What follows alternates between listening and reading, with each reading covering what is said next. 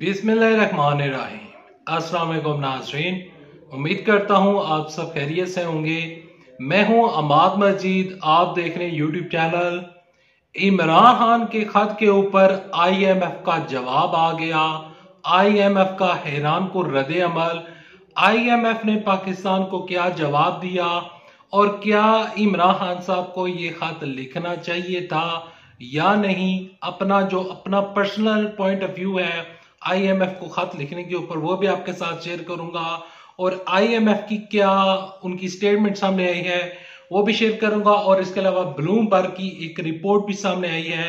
Bloomberg ने पाकिस्तान की मईशत के बारे में क्या कहा, और इसके अलावा ब्लूमबर्ग के अलावा जो नई हुकूमत बनने वाली है यानी कि PDM2, ये जो अलायंस के साथ हुकूमत बनने जा रही है, तो इस हुकूमत को कौन कौन से मसाइल दरपेश होंगे, क्या ये हुकूमत सरवाइव कर पाएगी या नहीं। आगे चलकर आप साथ वीडियो में तमाम तर चीजें डिस्कस करूंगा, लेकिन डिस्कस करने से पहले, आगे बढ़ने से पहले रिक्वेस्ट करूंगा कि इस वीडियो को लाइक कीजिएगा, चैनल सब्सक्राइब कीजिएगा, साथ ही नोटिफिकेशन बटन दबाइएगा ताकि जो आने वाली वीडियोस हैं आप उनको मिस ना कर सकें। बढ़ते हैं काबुल की जानब। देखें, इंतखाबात हुए और इंतखाबात के ऊपर इमरान साहब को इतराज है। इमरान साहब कहते हैं, इमरान साहब के पार्टी के लोग कहते हैं कि फॉर्म 45 के तहत हम इलेक्शन जीत चुके हैं और इलेक्शन में धांधली हुई, और उस धांधली को लेकर इस्लामाबाद हाई कोर्ट जाया गया, इलेक्शन कमीशन जाया गया, लेकिन तहरीक इंसाफ वाले कहते हैं कि हमें रिलीफ नहीं मिला। और इस रिलीफ के चक्कर में इमरान साहब ने ये फैसला किया है कि वो IMF को खत लिखेंगे। मैं लिखेगा लफ्ज इस वजह से यूज कर रहा हूं क्योंकि मुतजाद खबरें हैं कि इमरान साहब खत लिखेंगे, लिख चुके हैं और IMF को वो खत मिल चुका है। बहरहाल जो IMF का रद्द अमल है वो आगे चलकर आपके साथ शेयर करता हूं। यहां पर इमरान साहब के इस खत के ऊपर जो इमरान साहब के तर्जुमान है बैरिस्टर अली जफर साहब कहते हैं कि खत नहीं लिखा गया। शेर अफजल मरवत साहब हैं, वो कहते हैं कि खत पहुंच चुका है। और इसके अलावा बैरिस्टर गौर अली खान साहब जो हैं वो भी कहते हैं कि खत पहुंच चुका है। और कुछ ऐसी खबरें सर्कुलेट हो रही हैं कि जिससे पता चलता है कि खत पहुंच चुका है, लेकिन ऑफिशियली इस चीज की कंफर्मेशन नहीं आई। लेकिन IMF का ऑफिशियल बयान सामने आ गया है। IMF ने इस खत के ऊपर और इमरान साहब की स्टेटमेंट के ऊपर उनका जो पॉइंट ऑफ व्यू है, उनकी जो स्टेटमेंट जारी हुई है, वो कहते हैं कि जो नई हुकूमत बनने वाली है, जो मर्जी हुकूमत बनने वाली है, हम उनसे काम करने के लिए तैयार हैं। इमरान खान साहब के इस खत के ऊपर कि वो कहते हैं कि इलेक्शन के ऊपर ऑर्डर जारी करें, आप कर्जे देना चाहते हैं दें, लेकिन ये मुतालबा IMF करे। तो उसके ऊपर जो IMF वो कहता है कि ये एक सियासी मामला है और ये पाकिस्तान का अंदरूनी मामला है।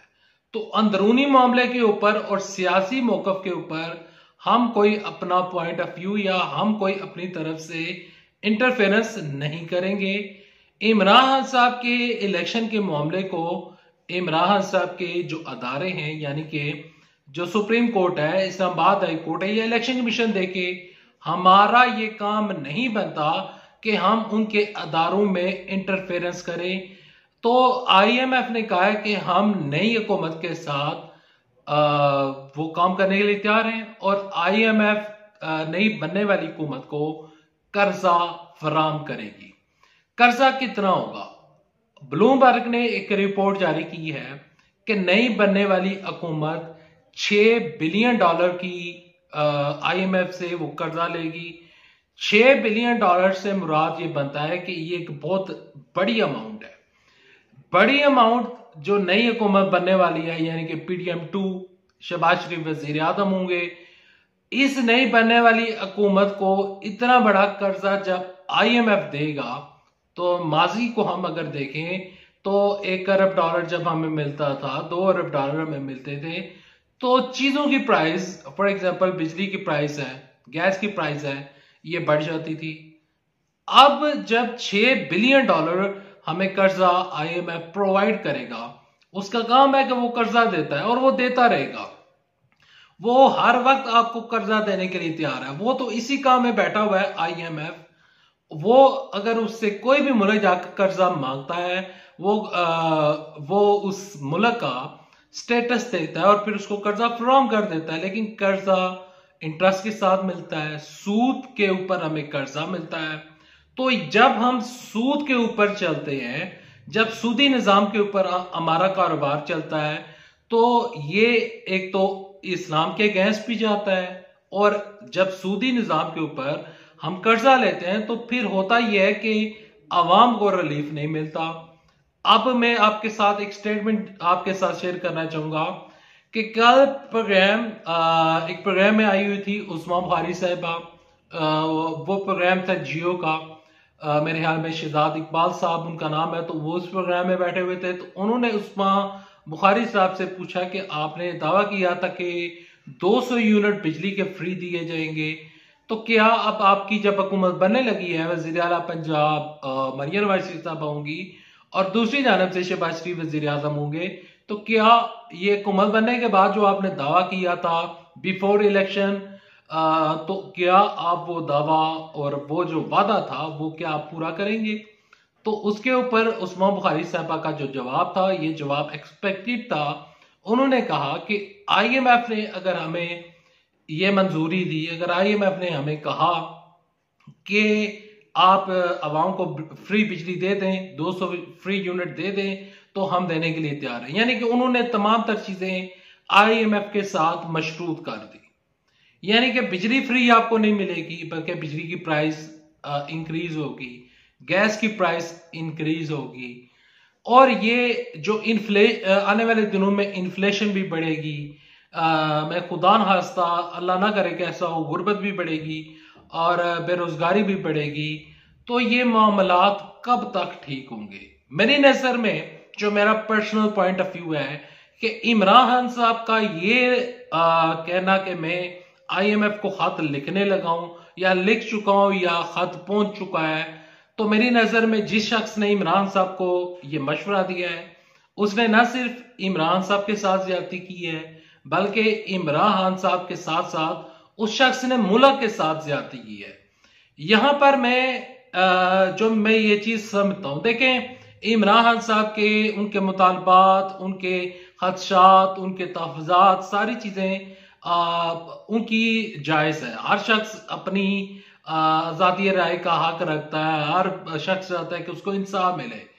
लेकिन इंसाफ पाकिस्तान की जो अदारे हैं उन्हीं से इमरान साहब को लेना पड़ेगा। पहली बात ये। दूसरी बात यह है कि जब हुकूमत बनने जा रही है तो आपका ये दावा है कि हुकूमत जो बनने जा रही है वो जाली मैंडेट के ऊपर हुकूमत बनने जा रही है। तो जब हुकूमत जाली मैंडेट के ऊपर बनेगी और आईएमएफ का कर्जा उधर से आएगा, तो इमरान खान साहब ये तो आपके लिए गोल्डन अपॉर्चुनिटी है कि हुकूमत बनेगी और साथ ही नाकाम हो जाएगी, फ्लॉप हो जाएगी, तो फिर तो आपका वोट बैंक बढ़ेगा। तो मेरी नजर में मैं ये चाहता नहीं हूं कि मुल्क खुदा न खास्ता इस तरफ जाए। जो चीजें सामने हैं, जिस चीज का खदशा जाहिर किया जा रहा है, वो चीजें मैं डिस्कस कर रहा हूं। देखें, जब कोई हुकूमत डूबती है तो फिर थर्ड पार्टी को फायदा होता है, और थर्ड पार्टी इमरान साहब है।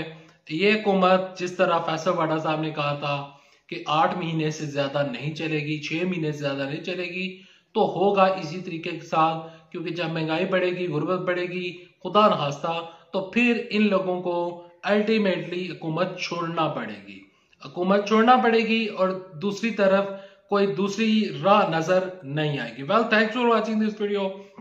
नेक्स्ट वीडियो तक के लिए दे इजाजत।